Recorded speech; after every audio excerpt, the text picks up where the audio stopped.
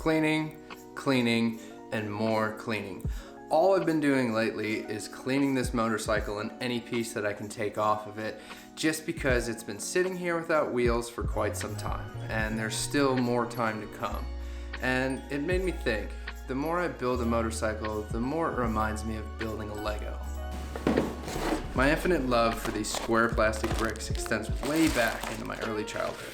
Reading the colorful and well put together instructions, sitting for hours focused on one tiny task, piece after piece, small clip after small clip to achieve a stunning end result.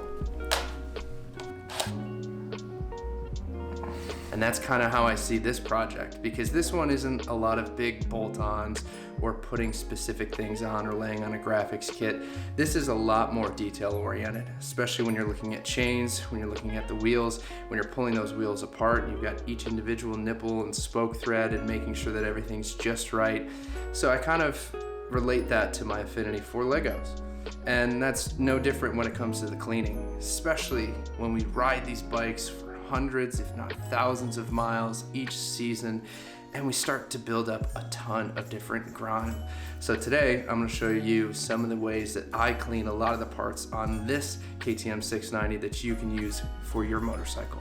Now, when it comes to anything that could be metal on your bike itself, I like to use just good old brake cleaner. Now, this is the stuff that you can buy at AutoZone. I think it's like $4 a can. Nothing special about it, but I use it for anything metal on the bike. So anything from your foot pegs to your shifter to any sort of cases. I mean, you could use it on brakes. It is brake cleaner, but it works really, really well, especially for some of those grimy bits and areas like around the chain, like your sprockets, like any other guards, like anything that really has heavy grime on it. Brake cleaner will absolutely blow that stuff right off. Now, be careful when using this. I would always suggest wearing gloves or any sort of protective, pieces, and be in a well-ventilated area.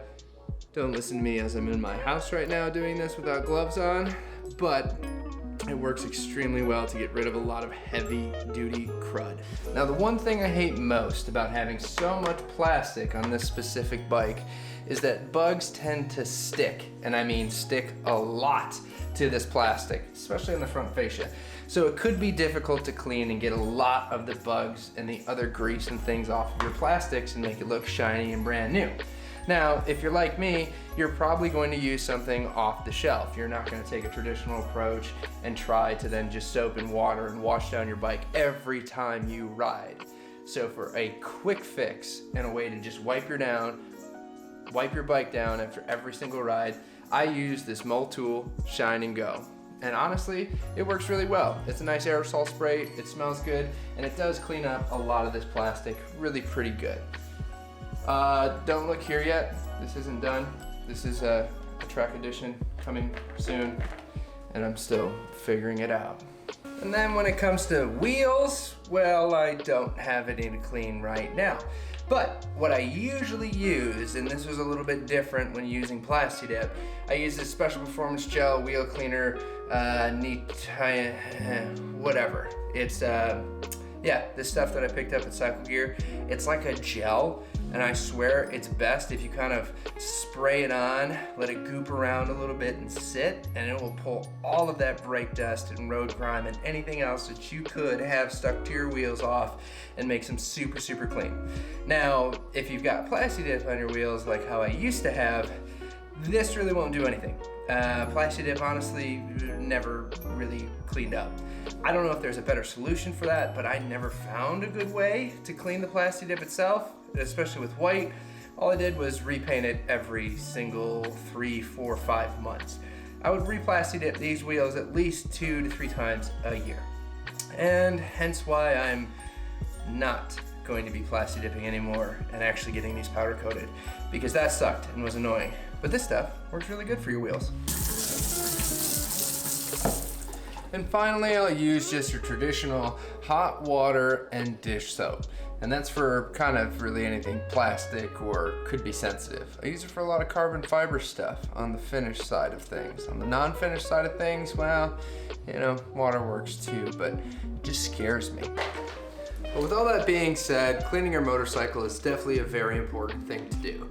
If you can do it after every ride, at least a wipe down, especially cleaning your chain, and giving it a bath every once in a while never hurts. Especially if you're going to be going to the track or riding a long distance.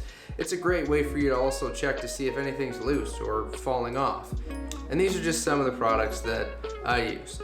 They're not the best, I'm not sponsored, no one sent me these to then promote, which if you want to, please let me know. But they're things that I noticed that are the quickest and easiest right after you ride. And I'm really hoping that I can get these wheels back soon, or at least take a visit and see what powder coating's actually like, because that's a process that obviously I'm not doing at home and that I've never experienced before. So maybe we'll have to take a look and see what that's like. Well, I guess until next time, remember, keep riding.